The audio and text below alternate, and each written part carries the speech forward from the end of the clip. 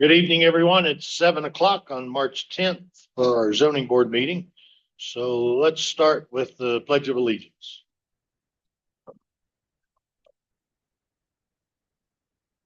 I pledge allegiance to the flag of the United States of America and to the republic for which it stands, one nation, under God, indivisible, with liberty and justice for all.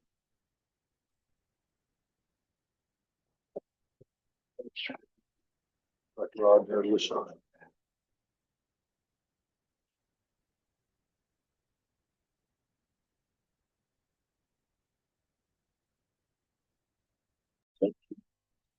All right, well, thank you everyone for making it to our zoning board meeting for our March meeting. Looks like we've got Roger is on Zoom. And in person, we've got myself and Jesse James, Garrettson, and Ed Herman. Looks like we've got a few people out on the Zoom meeting that's participating tonight, with a couple here in the room with us in attendance. So we'll jump right off to the new business. Do we have any public comments? Okay, Sarah, thank you. Jump into the new business to discuss and vote to approve the minutes from our February 10th, 2025 zoning board meeting. Hopefully everybody's had a chance to take a look at those. Does anybody see any corrections, amendments we need to make to them? Jesse James is happy as printed. All right, Jesse's good with them. Ed, do you see anything? I'm good. Roger, you're out there. Do you see any changes, amendments? I'm good. I'm good. All right. I myself are good with them as well. If anybody'd like to make a motion.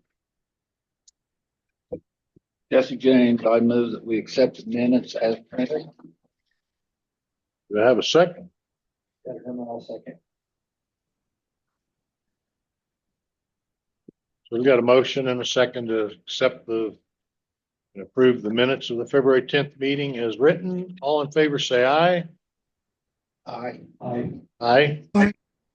Aye. All right.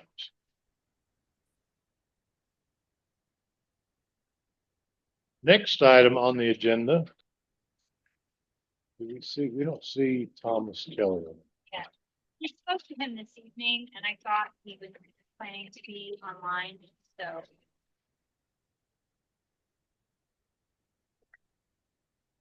You want to jump to the next item and come back up?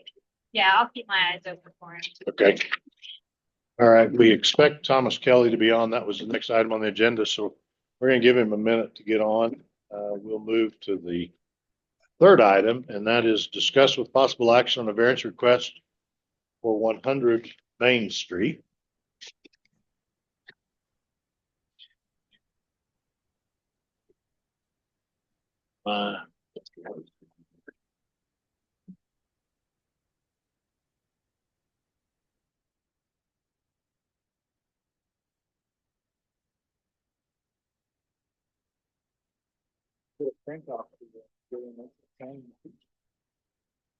No.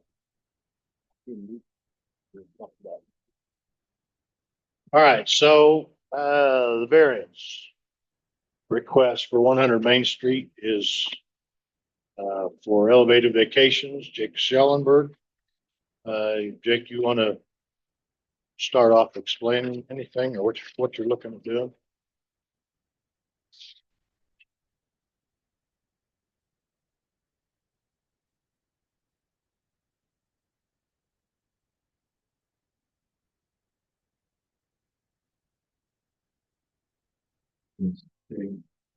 From Pitkin. So the as you guys know, I tried to get the property rezoned to commercial from the train depot, and that did not get approved. So kind of the next option is to just sell it whoever wants it. Anyway, that's just, I don't know if that'll ever go anywhere, so I'm planning on moving the train depot over to Main Street. They're on 100 Main. That's as you come into Pitkin. And if you pay attention at all, you notice the stagecoach out there. That's kind of an art piece. Kind of in front of the Welcome to Pitkin sign. And then beyond that, we put the salvaged remains of one of the original forges here in Pitkin that we tore down off State Street. And then we built that lean-to, put the original forge and everything in there. And it just kind of have a good look at it. You're coming into town. You know, you notice the forge, you see the stagecoach just past it with the Welcome to Pitkin sign. So, the most attractive spot that I can think of, if you're forced to move the train depot, is just past the forge. So you kind of get, as you come into town, it kind of needs to be set back a little bit. There's a septic field in front of it. If we set it back at the same angle as the road coming in, it should create a really nice visual of you being able to see the depot as you come into town with glimpses of the forge and the stagecoach. And so it kind of all, I think it's going to look really attractive doing it that way. The only issue that creates, the roof lines hang over so far on the depot. I think it's 6 to 7 feet all the way around. And because we put it in there at a little bit of an angle, that one corner of the depot, the roof, that one corner of the roof, needs to set at a 0 setback off of that. Call it the Main Street alley now. It was the original Main Street to Pitkin, is how I understand it. It was done away with when the highway came. And so it just puts the corner of that roof on the property line. So I'm requesting a 0 setback. Just so it, I think that's what makes it look right. Makes it look good. You've got the Main Street, and there's some really big trees. I don't know, are they cottonwoods maybe? They're really tall trees that'll be behind the depot. I think it'll look really good in summer with the big trees behind it and be attractive. All right. Hopefully all the zoning board members have been able to look at the request, and look at the plat. They may have any questions, comments for Jake? Observations?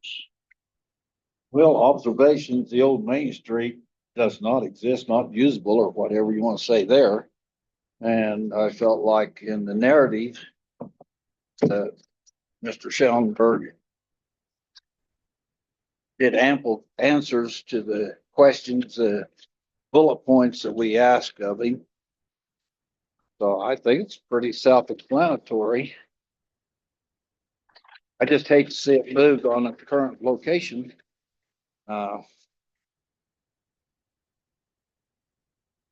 That's my input. Okay. Roger, you have any questions? Comments, input, feedback? Well, I'm with Jesse on that. I hate to see it move. I think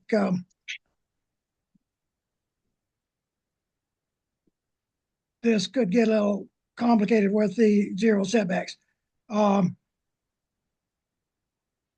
which is more or less out of our control. So as far as moving it, That's pretty much Jake's call, and where he wants to put it, if he can maintain the 20 foot from structures with the 0 setback. And, realize that can't build anything within 20 feet of this building on adjoining properties. Then, we'll get that settled. I think,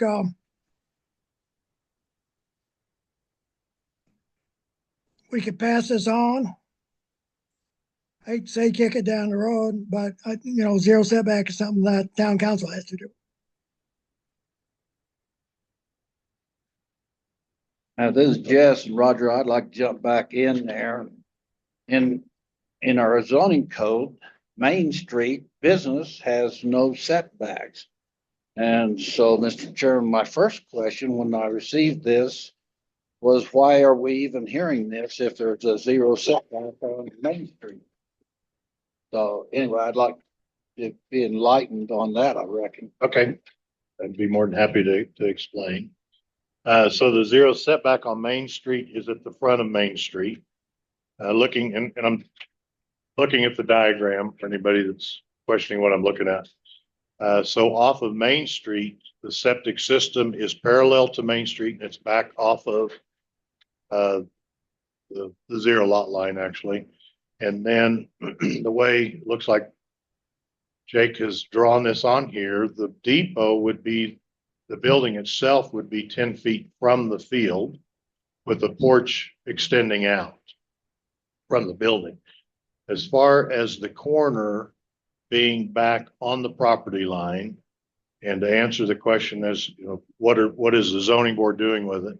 I did reach out to our town attorney and ask some general questions.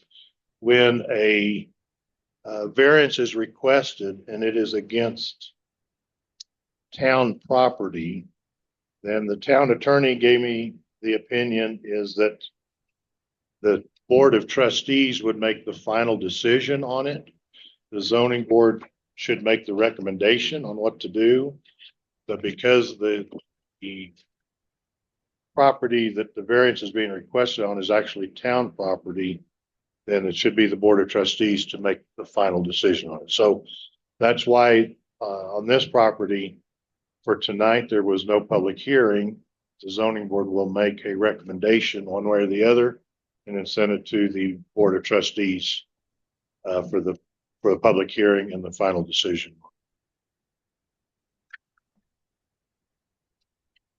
Hopefully that clarifies the question as to if the zoning board can or cannot make the final decision. This is Jess again, and not being privy to go over on the property, but from cleaning out the ditch and stuff, it's hard for me to realize there's any city concern about that old abandoned street. Okay. Sarah, were you able to make a site visit to the property? No, site visits are only required for public hearings. Okay. Thank you. So Ed, did you have anything else? No. Okay, I'm just going to make some more, I guess, general observations that I see on the drawing. As I believe Jake said earlier, the overhang on that building of the roof overhang is 6 to 7 feet. So the building itself would be off of the property line, I'll say by at least 6 feet is what I see, with the overhang, the tip of the roof, possibly being right at the 0 setback.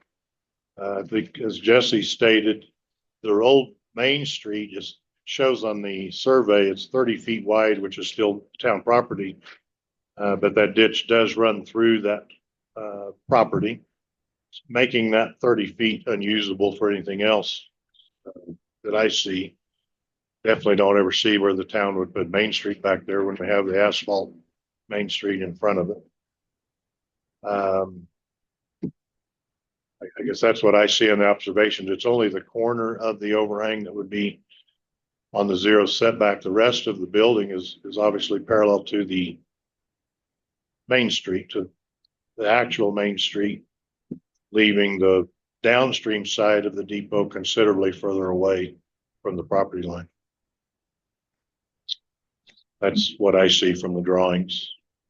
And Mr. Chairman, my other observation through working down in that area is that old Main Street dead ends into the First Street Canal.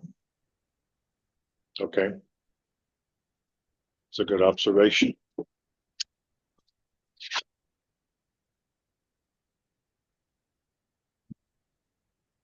So as I said earlier, there will be a public hearing for this at the Board of Trustees meeting, but I will open it up to the public if there's any public comments for the zoning board to hear anyway.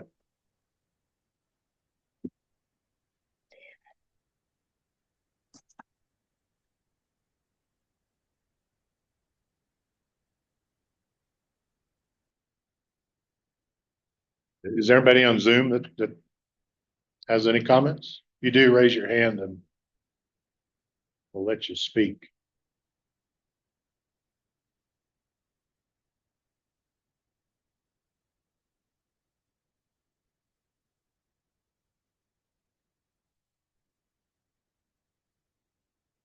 All right, I don't see anybody in Zoom. Don't see anybody in the room that raised their hand.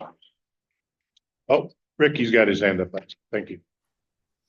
I think in light of things that's taken place in the near past, that is probably the best place suggestion that can be thought of to keep it in the town in that spot right there. I think it is great. That's all. Thank you. Thank you, Ricky.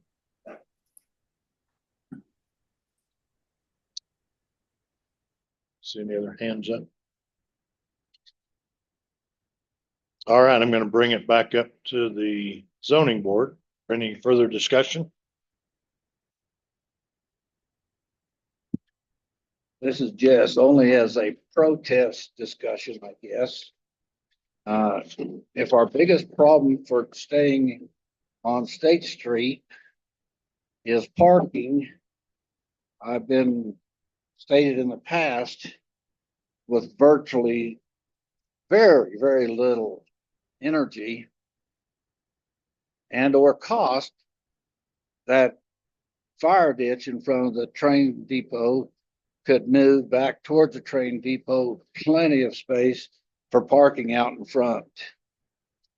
And you could go over from Nancy Platt's driveway, go towards the mountain and shoot right into the 6th Street culvert with very little cost or energies.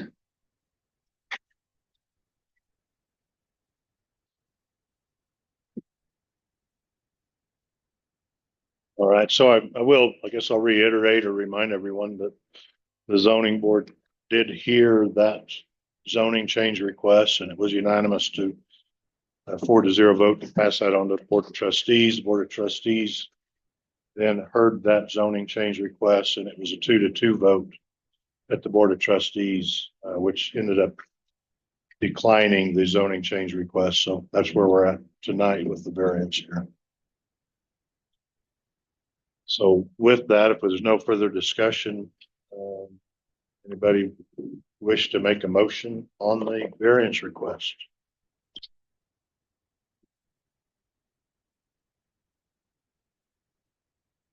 This is Jess. I'd like not to make a motion to encourage the trustees to do it. I'm just talking here. It's not the form of motion.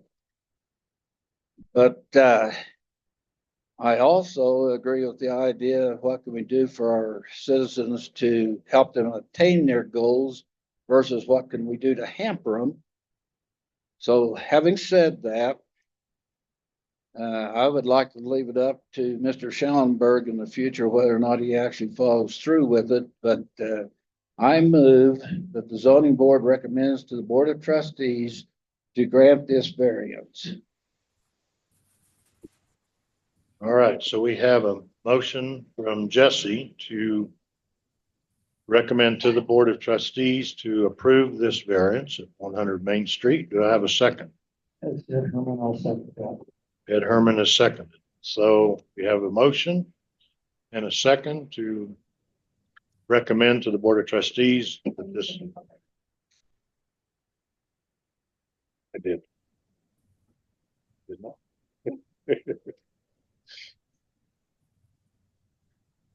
So I move that we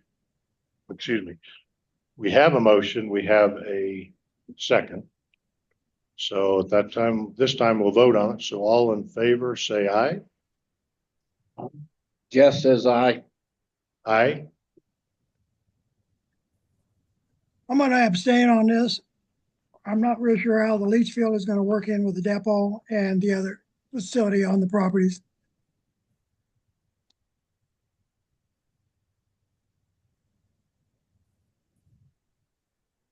All right, so we've got 3 yays, 1 abstention. So we will pass this recommendation on to the Board of Trustees. That it be approved. So we're gonna move backwards now. I believe Thomas Kelly is on Zoom. Thomas, are you out there?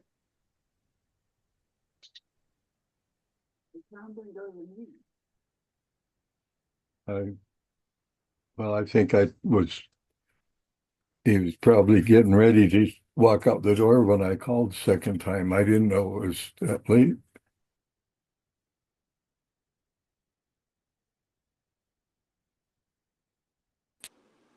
Oh, can you hear me now? Yes, we can, Thomas. Oh, thank you. Good evening.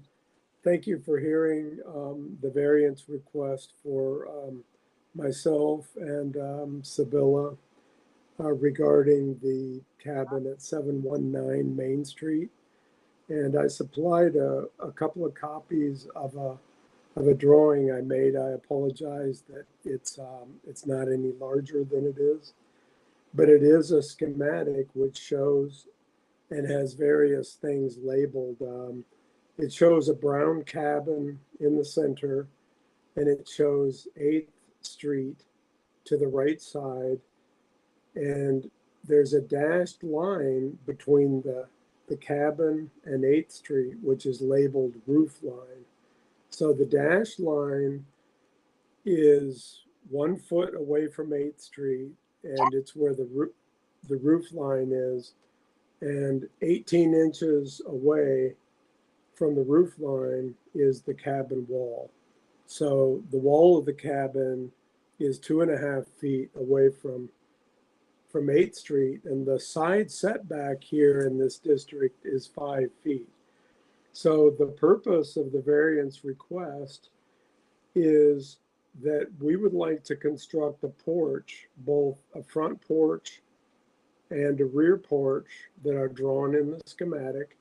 And of note is the hashed line on the right-hand side, which is about 2.5 feet.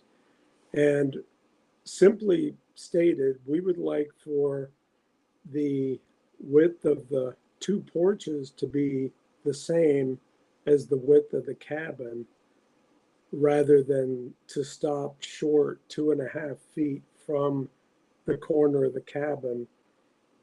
If they did stop short 2.5 feet, the porch would then be 5 feet away from 8th Street, and we wouldn't need a variance.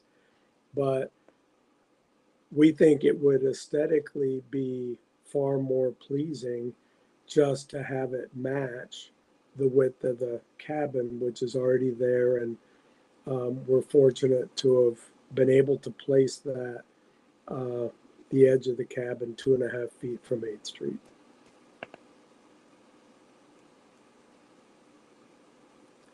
Okay, thank you, Thomas, for the explanation. I'll bring it back here to the board, the zoning board. If any questions for Thomas, or questions or comments, thoughts? This is Jess. Now, I'm under the impression that we again are kind of a fact-finding group. And we will need to make a recommendation to the trustees, correct? That is correct. It's the same situation that I just explained or described on Jake Schellenberg's variance. So 8th Street is town property. The variance is actually, the property owner is the town. So according to our town attorney, the zoning board would make a recommendation to the Board of Trustees to make the final decision on this variance as well.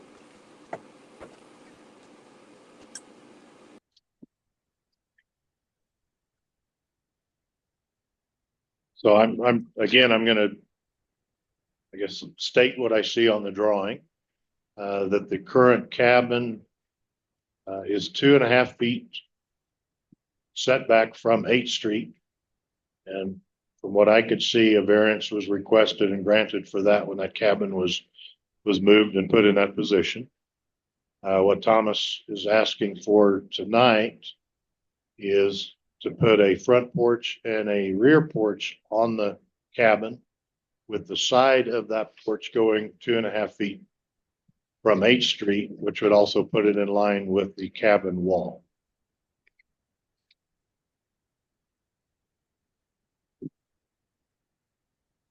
So, Roger, do you have any thoughts or comments on it?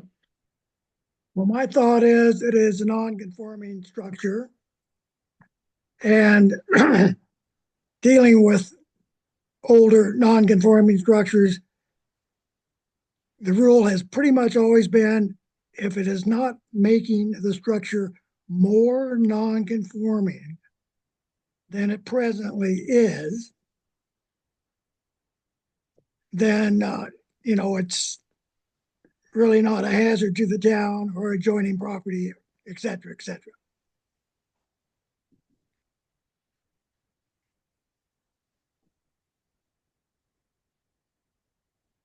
So, Roger, I'm going to ask, just to be clear, you feel like it's not making it more non-conforming, or you feel like it is making it more non-conforming? My opinion is that it is not making it more non-conforming. Okay.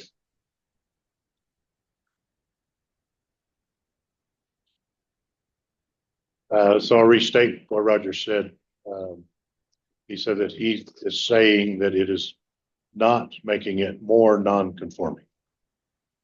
A lot of knots and nons in that sentence. Mr. Herman, do you have any input, thoughts? Well, it appears that it's going to match the building, which is already on that setback line. And I don't see a real problem with it. One question I did have, is the leach field partially on 8th Street, if I remember right? Thomas could probably verify it, but my remembrance is it's probably entirely on 8th Street. And Tom's nodding yes.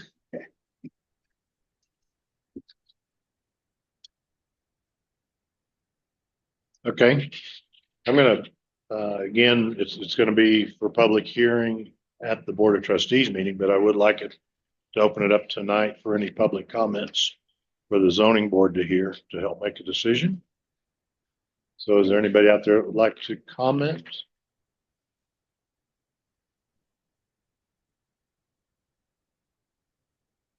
Not seeing anybody raising their hands on Zoom. I'm not seeing anybody raising their hands in the room.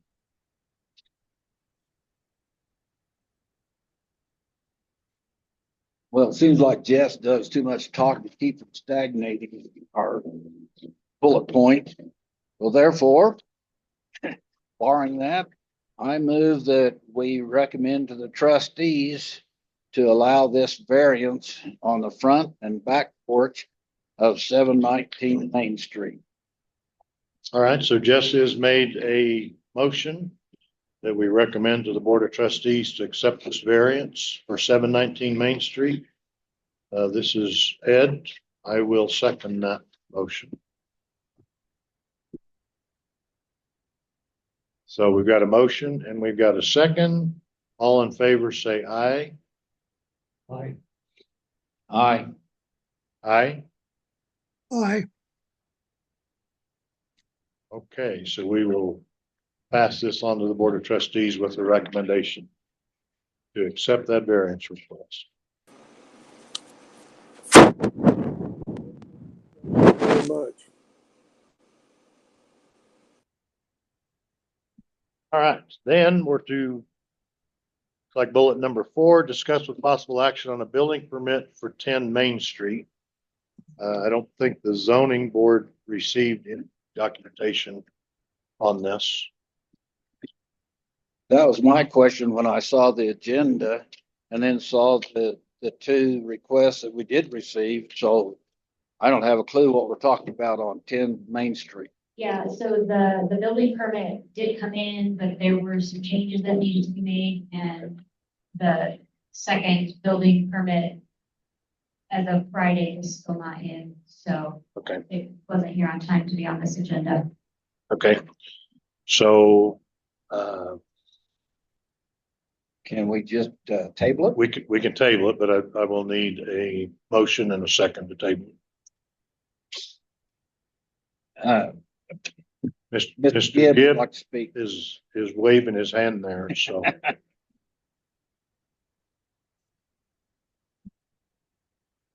Hello. Hello. One more time. Hello. Yeah, you're there. Okay, so, uh, the building inspector, that would be me, did receive information from, American Steel, is that correct there, Jake? Yeah. That's the name of the company. And I made an attempt to forward that to our town clerk so that it could be dispersed to you guys. And, I discovered that in the format that it came in, half of it I couldn't even print out. However, I did get a good look. I can enlarge it on my computer. I spent a couple hours going through this request. And I will say that as far as the building is concerned, it has adequate footings, it has adequate snow load, it has adequate wind shear, it is well built, it looks good, it looks nice, and it's situated on the property. And if you guys would just entertain this for a minute, I could hand you a sheet that shows what Mr. Schellenberg wants to do. You don't have a big plaque, do you? No. Okay, so part of the problem was that this came directly from American Steel to me without going through Jake.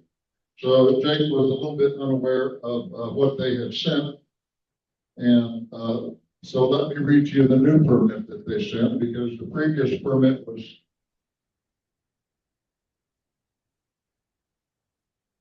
a bit of an oxymoron.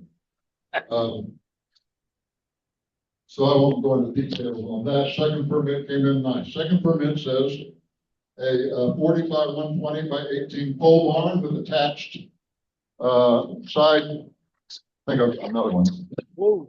With attached side wings, 16 by 11 foot tall by the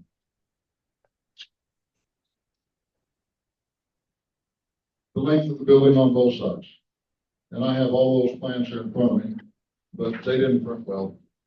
And you think you could get a hold of a big flat print for this at some point? Yeah. So anyway, this is where Jake wants to locate his building on his property. I think I've got more than one of these here. Yes, I do. And you can pass that on. What did I got here? Oh, yes, this was the first permit. Her first permit said no living space and no commercial use. And with the building on commercial property, I couldn't even see how that even flew. So I said, well, we're going to go somewhere else with this. So I guess my point here at this point is, if you're going to send something to the building inspector, review it before you send it. Because the building inspector doesn't particularly like chasing this stuff down.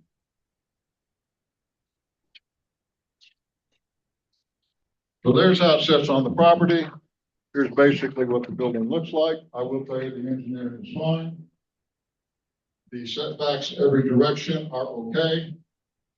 And, at some point we can chase these down or, and get this building permit signed. Or I can leave it with you guys here tonight, or Jake can sign it. If I hand it off the building permit, I have it. And then a couple of trustees can sign it when the meeting's over. And, the only question that you have to deal with is setbacks, and Jake has the setbacks according to zero setback, for commercial property off of, Main Street. And this is where I take exception. And this is not because you can't do it. This is because if you look at the plat of Main Street, at the time that it was surveyed, you will see that road creep has occurred. So the center line, once upon a time, is now scooted towards your property. And that pavement is scooted towards your property. And if you zero lot line that building, you'll wind up with people parking on the shoulder right next to your building. Now, that may be okay. I wouldn't recommend it because this is from personal experience, and you know it too, because you bought a storage unit down there. People park right up against anywhere they can get. So my advice, and that's all this is, if you can zero lot line if you want. My advice is to move your building far enough off of your lot line that you can put some cutesy little fence or barricade or whatever. Get just a dab of brown space or green space with a little bit of yard art in it. You know what yard art is, right? And so that gives you some definite separation so that people parking on Main Street won't be bumping up against your building or sitting underneath your snow. That's all I want to say about that. I'm not saying do it, don't do it. That's my advice. I think it would be smart to get yourself some green space or some ground space or some yard art or something to separate that a little bit. So as near as I can tell, by all accounts, Jake's good to go. And you guys can discuss this among yourselves and ask Jake or myself any questions. All right. Thank you, Tom. Anyone on the zoning board have any thoughts or questions for Tom or My for Jake? first question, is this the old Bloomquist property? Okay. And that Main Street is 80 feet wide as far as I know. And what's on the mountainside of Main Street? How much room is there from the pavement that way? I did not measure that direction. I paced it off from the stakes to the pavement and said, this street, or since the day it was surveyed, is scooted this way and then it got paved. And so he is reduced in that center line, property line distance. Do you know the distance from the pavement to Susie Metzler's storage unit? I did not go measure that. She gets parked in front of too. Did you have to check that, Jake? But I'm wondering if there's parking across on the mountainside of the pavement. Yeah. For the audience, Tom says people park everywhere, If there's dirt there, they're gonna park on it. even backwards of where they ought to be.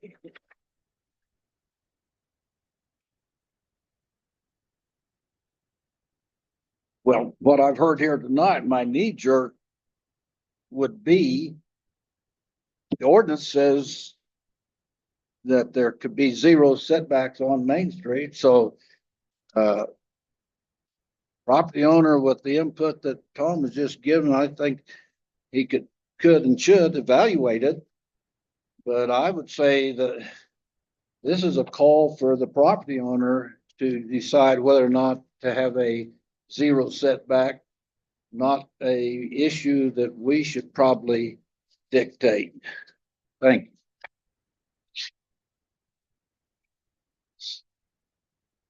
So I'll add my thoughts anyway to it. I appreciate the road is 80 feet wide. The town platted the road where it is. Unfortunately, when the road was built, it might have shifted over.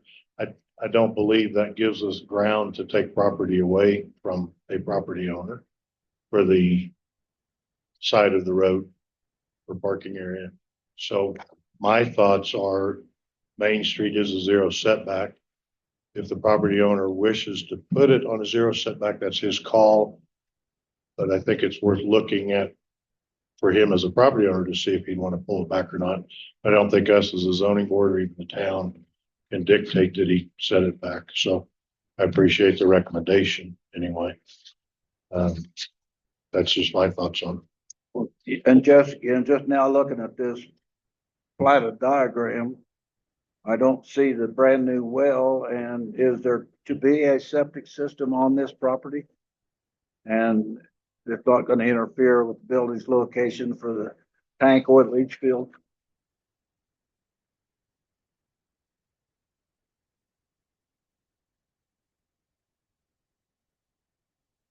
Yeah, the well and the septic's all been designed. It's just on a different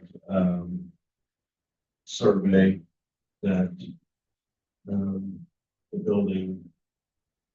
We didn't put the building on the same survey that the septic and well are shown on, but yeah, they're all both a long ways away from where this building's going. And kind of my thought process.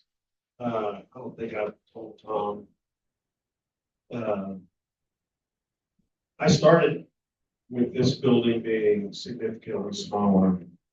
And when you talk to a lot of wise older people than yourself, you learn that there's never been a single man that's ever said he built a shop that was too big. So that's. So with it being the size it is, and where it sits on the property, if we slid it farther off of the street, it now, that lead to encroach, it would be directly in front of the current garage that's there. And so this, once again, I think creates a nice usable space. There may not be amazing parking in front, but it creates, with the two garages, the one that's there and then this one, creates private space in the back where we can park our equipment and maybe work on our equipment. Not that there's that problem that, you know, people, you don't have to worry about your stuff getting messed with. And it keeps the appeal of coming into town in Cleveland instead of having equipment sitting right up on the street. You know, it's hidden back to back. And you just see a nice You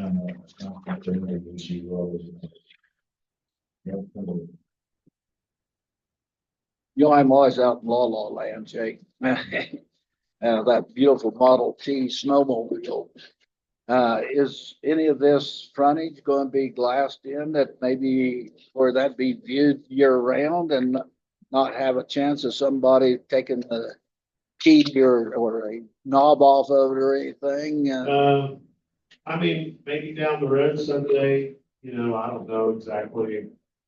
We kind of designed this building so it could evolve a little bit with whether we have some cars parked under that lean-to and how you protect it.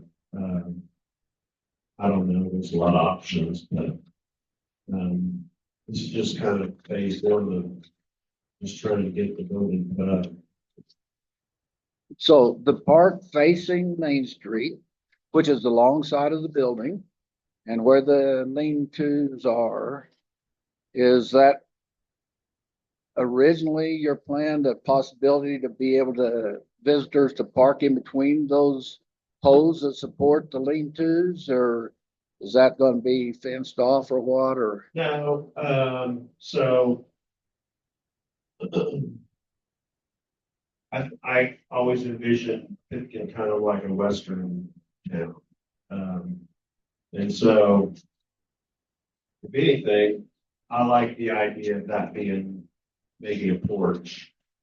And I'll probably end up putting some railing up between those posts so people can't drive, drive up there, not that they would, but, yeah. So there'll probably be railing and it'll look more like a porch where you would sit. And then if I can, down, like that Model T, park it there, it stays out of the weather, and people can see it as they come into town.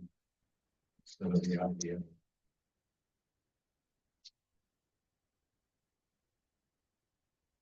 So anyone feel free to correct me if I'm wrong saying this. But what I see is for the zoning board, there's really no action that we need to take tonight other than signing off on the building. I agree. Just none of my business, but, so the overall width of the building would wind up being 72 feet with the two porch or lean-tos or whatever they're called. Right.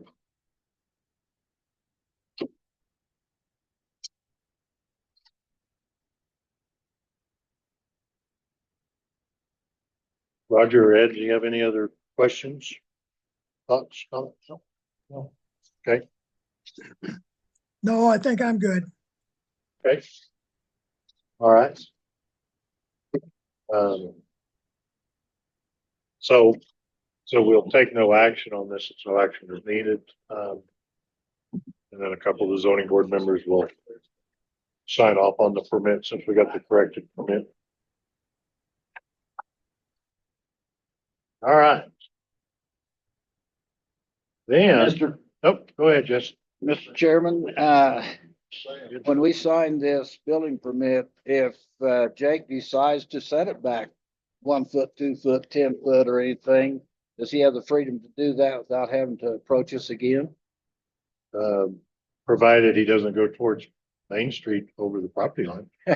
Well, that's what I mean. If he decides to go further back Well, towards, I see the permit as he can go on the property line, or if he wants to move it back, I'll say a skosh, whatever that is, yes. that he's free to do that. Well, that's what my desire is, but, oftentimes, we check out setbacks and property lines and stuff before we allow him to go ahead, and oftentimes that's the building inspector's job. But I just wanted to be clear that if he should decide to take the building inspector's recommendation and move it back 5 foot or whatever, that he could do that. That's my interpretation. That could. Yeah. Write it on the front. Okay. Right where? Write it on the Write permit. it on the front. Amen. Wants to scoot it back off of the street. Okay. Write it on there and sign it. That's good. Have Jake sign it. Pass it along to me when you get ready. Yeah, Okay. that way he has the option and freedom to, if he wants to. Good Thank you. recommendation. All right. That takes us down to discuss with possible action on our zoning code proposal revisions. Sarah, I think we had asked for, gotta pull my notes out. There was one item we were gonna ask the town attorney. Yeah, did you not ask him to reach out to? I did not. Okay, so the one item was in reference to the sections where it says who can file a complaint. He did ask for the exact language to be sent to him, but that's what I sent him originally, so I think his answer would be the same, and he said he didn't see how somebody who didn't live here or own property could be. Someone that does not live here. Say it again. He said he did not see how a person who neither lived here nor owned property here Okay. could claim to be aggrieved by a potential zoning violation. All right. So my suggestion, based on his response, would just be to fix the language, put it in both places, and he can look over it again before the board adopts it. So it matches. Good. Yeah. Okay. Now, Mr. Chairman, you're talking about section 24 and section 20, I believe it is. Yes. I think that Yes. sounds correct. That's one of my questions that I, after going through this ordinance that I brought to us tonight. So, oh,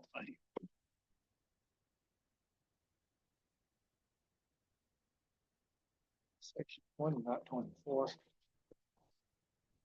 you know, Oh, it's 24 now. Complaints. Is section 20.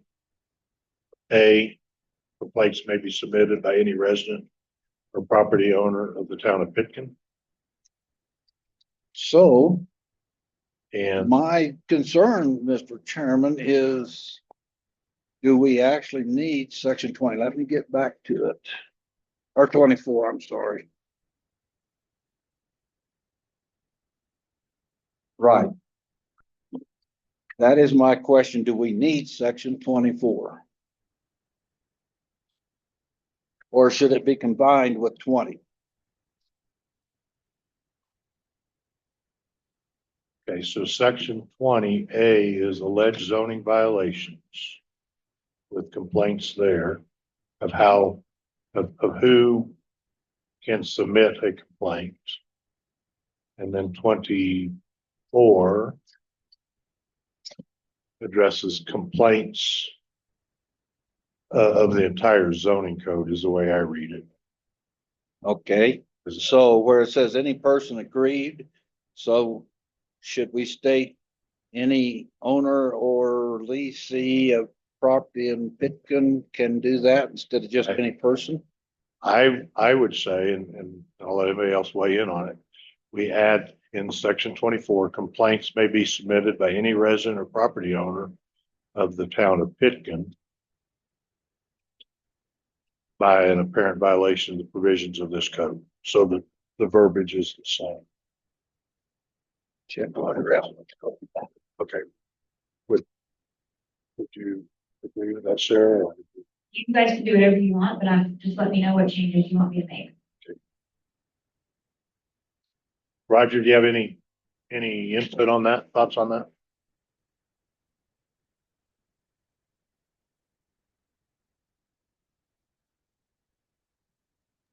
I'm not sure exactly why we're specifying who can't make complaints, but Hey, Roger, yes. can you adjust that setting that you did last time to make your mic clearer, please?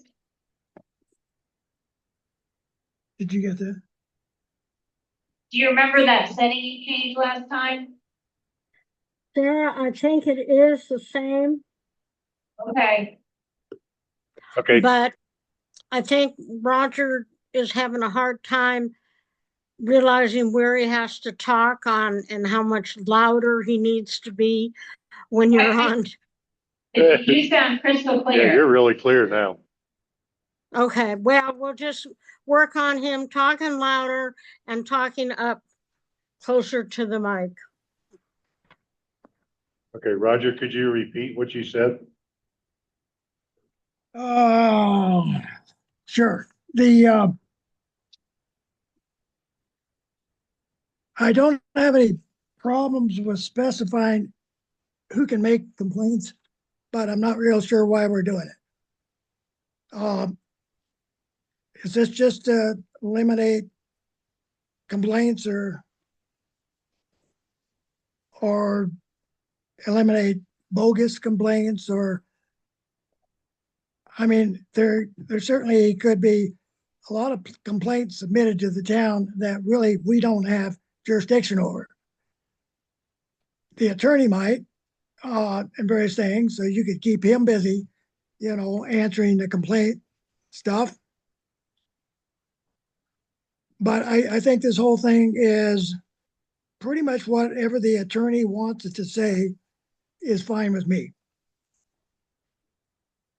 Okay, and just to clarify, Roger, I think what we're trying to do is just in section 20 and 24, so it has the same verbiage. So it's not saying two different things on violations or complaints. And I agree.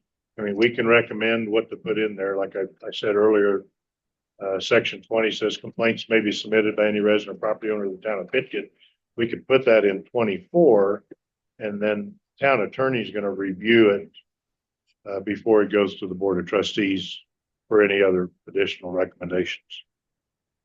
Right. Okay, that sounds good. I agree with Roger. Okay, Ed, Herman, you okay with 24 saying the same thing? Yeah, we're just gonna strike any person aggrieved with Right. resident or property owner. Right.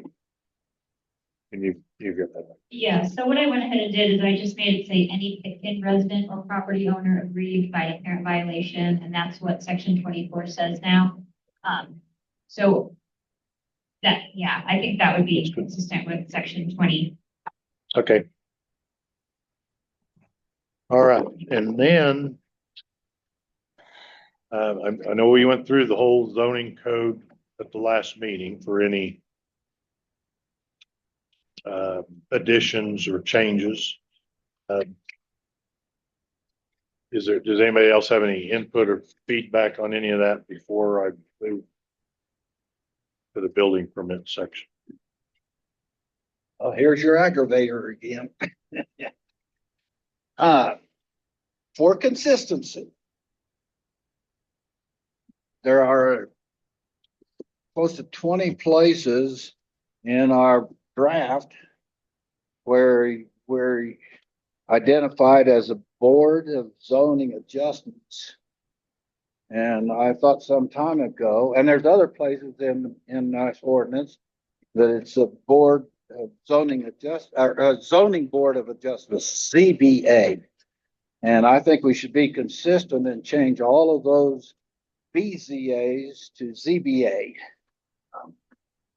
And I've noted where each one of those are, and I've highlighted it on my copy. Okay, I'm looking at section 19. Okay. And it does say a board of zoning adjustments is hereby created. What So, page is that? 14. And I think you're right. We call it the Board of Zoning Adjustment, and we call it Zoning Board of Adjustment. So, Yes, that's in the dark bold print. But Right. go 1, 2, 3 paragraphs above that, and it would be letter I. Well, it just depends on which one you want to go with. yeah, it's one or the other. I think we should be consistent, and we are the zoning board of adjustments by decree. So it's the same group, but rather than add any confusion or anything, that's part of the reason we're looking at this, is to clarification and uniformity. Well, I'll speak That's to my- that real quick. Yes, Go, Roger. Originally, this whole zoning board was called a variance committee. It was set up to help people live within the zoning ordinance that was created. I would not be opposed to this thing being called a portion thereof, zoning board and variance committee. Variances are basically what we issue if we have the jurisdiction to do so.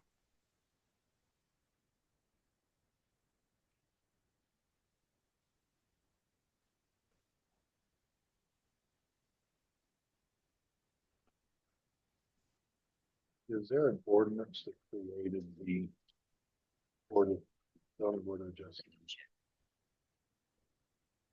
Recall right off the top of my head. There is, whatever that says, that's what we should know.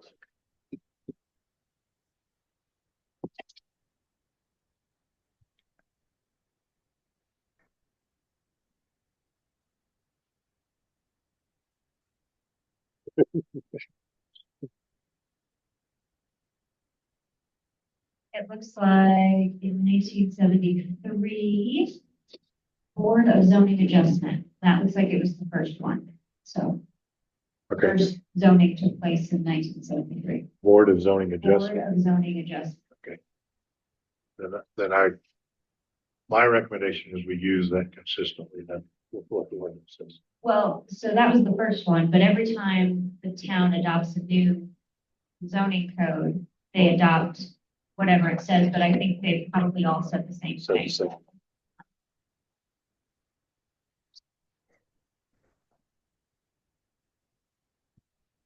I know I asked that question once back up the road. I don't know if it's when we started on this or when we started doing the 22 zoning code. At that point, it was declared it was a zoning board of adjustments. But now whether that ever was recorded or anything, I have no clue. So, I'm just glancing at 2012 and it is Board of Zoning Adjustment.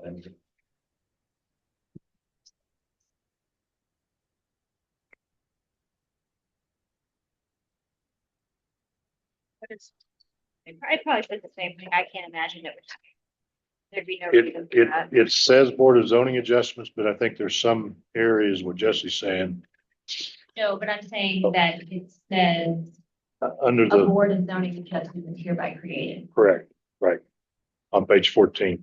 That's what I see. So I would say as long as we're consistent with that throughout the document. Okay. So you want to say board of zoning adjustment? Just to be consistent on it.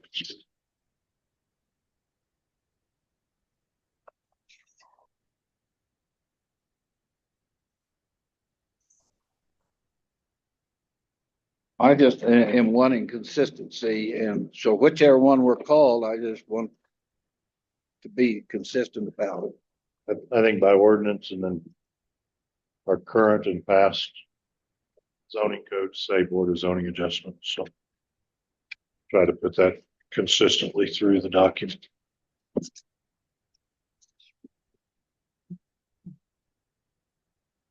Just real quick, in the 22s, I see both ways. I think as a leafing through real quickly, I believe I see Board of Zoning Adjustments more often. Well, and then I look right here on, Zoning adjustment 37 and zoning board of adjustment 11, but I just changed it, so. It's Yeah. done. Okay. All right. So that'll be adjusted throughout the document. We'll be good there. Then, before I jump on anything else on the zoning code revisions that we think we've missed? well, I think it, on page 4, the very top, we did not show on what I have printed anyway recently, the 2022 changed to 2025 Yeah, and in the heading. And then I question, we start with page 4 on numbering. Should we number 1, 2, 3 ahead of? the index, the table of contents is not Right, numbered. yeah. The first page number we have is number 4.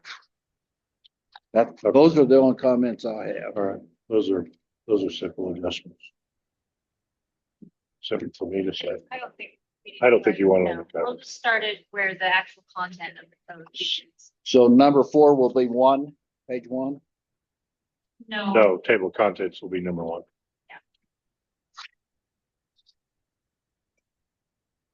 No, then I have is there a page between page 4 and the 2 tables of contents? No. No, the way it was numbered before was the We'll have to go through and adjust the numbering anyway, once I make a clean copy, Yeah. because there are things that are coming out, things that are, so it's gonna. it's change going to the number. adjust as it goes. So why don't you just tell me, do you want the index to be page 1, or do you want the first page of the document? To be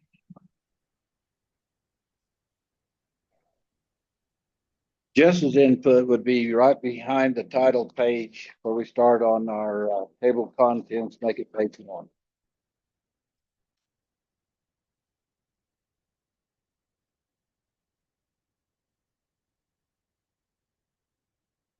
So I just looking at the table of contents, you'd have to change that. But the purpose is on page 1, which is basically where page. Yeah, section 1's purpose. Yeah, that's first and enter. Yeah. Okay. we ready to discuss building codes and what our committee of Phil Deutsch and our building inspector, Tom Gibb, and myself met last Wednesday to try to determine which building code we might move to if we wanted to move to a different one other than the current 1997 UBC code that was adopted by ordinance in 2002. So as I was preparing again for that meeting last week and pulling up some comparisons between 2012 to 2015, 2015 to 2018, I once again pulled up the HB, the House Bill 22-1362, which is the energy efficient building codes bill that was passed by the state of Colorado in May of 2022. And I think there's a sentence in there that I know I overlooked several times. Tom overlooked that several times. I think Phil even said he was totally unaware of it as well. But I think looking at revising the zoning code, which is absolutely fine. And then when we stumbled across finding out that we had an ordinance for 1997 UBC for our building code, then we wanted to consider if we wanted to update it or not. But let me read so everybody hears it. From the HB 22-1362 Energy Efficient Building Codes under requirements. And it states that cities and counties with building codes must adopt at least the 2021 International Energy Conservation Code, the IECC, that's the 21 energy codes, when they update other building codes between July 1st, 2023 and July 1st of 2026. So what that is stating is that if we update a building code today or next month or the following month, then we must adopt the 2021 International Energy Conservation Code at the same time. We have until July 1st of 2026 to adopt the 2021 Energy Code. If we don't adopt that prior to July 1st of 2026, then we must adopt now they're calling it the 2024 Low Carbon Energy Code. And if no one has looked at those to see what that means, probably should. The county, Gunnison County, is currently operating under the 2021 International Energy Conservation Code. So if you know of anybody that's building in the county right now, they're finding out that they've got to meet a real high energy conservation code requirement in their construction. And the 2024 low energy and carbon code is even much more severe.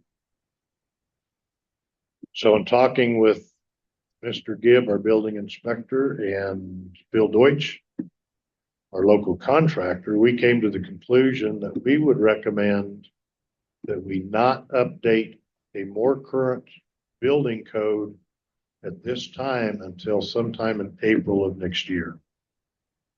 And that way the Board of Trustees then by May or June could adopt the later building code and then adopt the 2021 International Energy Conservation Code. So if anybody has any questions on that, I'll field questions to my best ability of what I know of these two codes. Or thoughts or comments. Well, Jess's input, I like the word the least, adopt at least 2021 and before the 2026 becomes effective. It's hard to meet the codes today, let alone what 2026 your carbon bill is going to come up with. So I'm ready for us to make a recommendation to the trustees to jump to 2021 just prior to that 2026 forced adoption. And I believe that's kind of been our thoughts and our plans all along. It wasn't until we started looking if we wanted to update to say a 2015 building code or 18 building code, that we realized that if we do that now, we have to go to the 21 code now. And personally, I think it'd be better for our town and the people in our town that we wait until April or May to do that. If I had an idea of building a home in the next 2 years, I'd sure want to be with the 97 instead of the 21. I would not argue that point. Agreed. You're glad you built 5 years ago or whatever it was? Yes. Roger, you got any thoughts? Yeah, I think you've got it pretty well figured out. Yeah, it's going to get way more difficult and expensive. Put That it is off as long as you absolutely- can.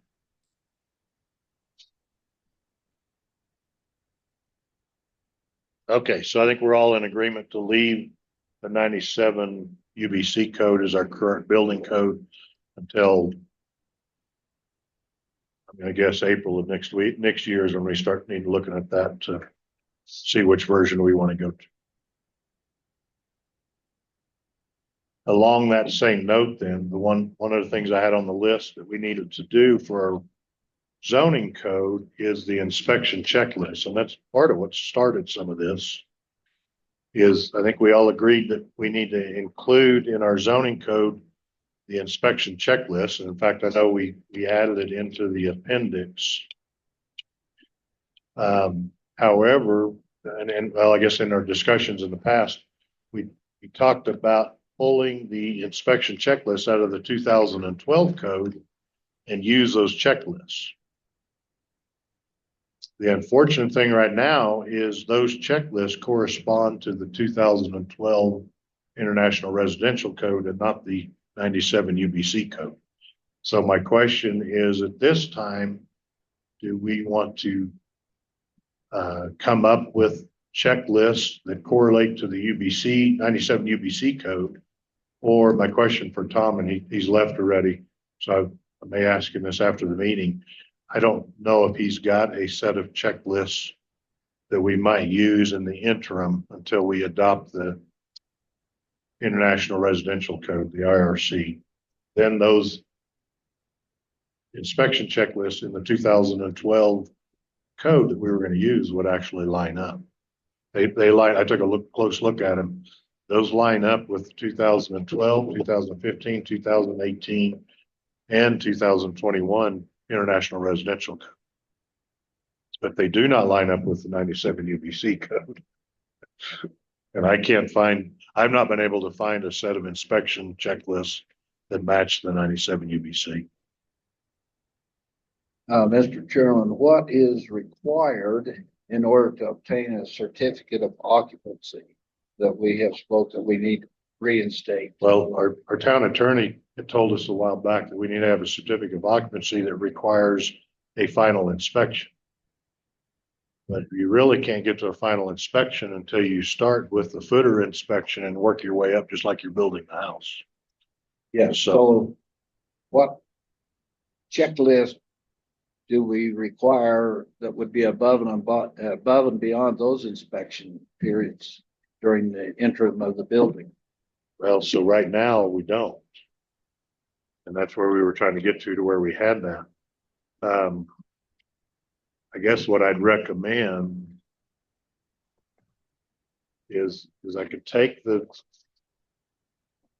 inspections that we have in 2012 that we were going to adopt or we were going to use, and we could either take out the sections of the IRC code on that, and then it gives some generic like 30-inch deep minimum frost cover, soil at bottom firm. There's no code on that one. 8 to 16-inch minimum size for non-engineered footing, And then take out the sections that respond to the IRC code that we're not using. Or I can see if Tom has inspections that he's currently using, and we could adopt those for the interim. Is it possible for you and Phil and Tom to get together on that again like you did there in the past a week ago or whenever that was and figure that out? I think we could. I'd appreciate that with you, Ed and Roger. Okay. I can suggest that.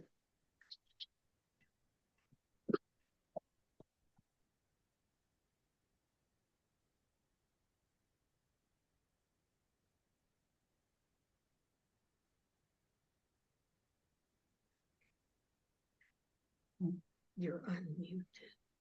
So you can talk.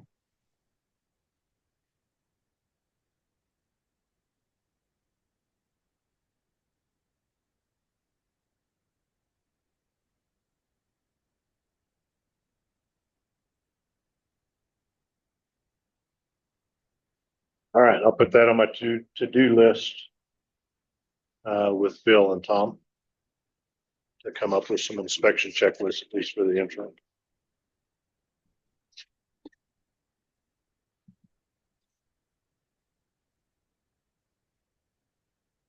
I believe, look at my list. I believe that's all we had on the list. Oops. Thank you. Of things to go over for the zoning code.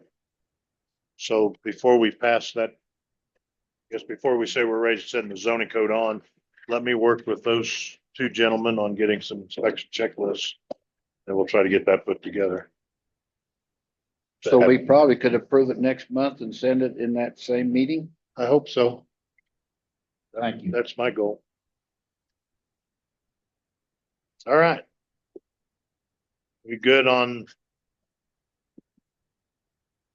zoning code revisions, so we can move on? Yes. All right. So then the last item was the building permit updates. I know I really wanted to cover this, just think I hadn't shown or given you the latest tracking. So now we've got all the years actually on one sheet. It's going to grow as we go on, I'm sure. It'll slow down once we have to adopt that 21 energy code. Okay, that was humorous, but it probably wasn't. So the only addition we had on the building permit tracking spreadsheet was Ethan Beery permit back in February for the 2 livable storage or containers to be put on his property. There were no other changes since last month on the tracking spreadsheet. So are there any questions on it? Agreed. All right. Ed, you got any questions on it? Roger? No, I don't think so. I'm good. Okay. And that is the last thing on our agenda. So with that,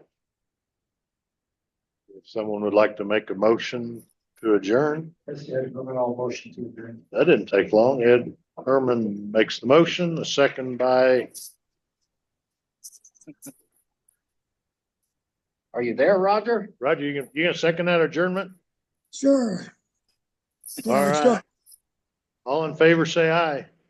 Aye. Aye. Aye. I hear 4-0 to adjourn. Thank you everyone for attending on Zoom and in person. Appreciate your feedback and input. Have a good evening. Pray for more snow. Good night. Good night, Tom.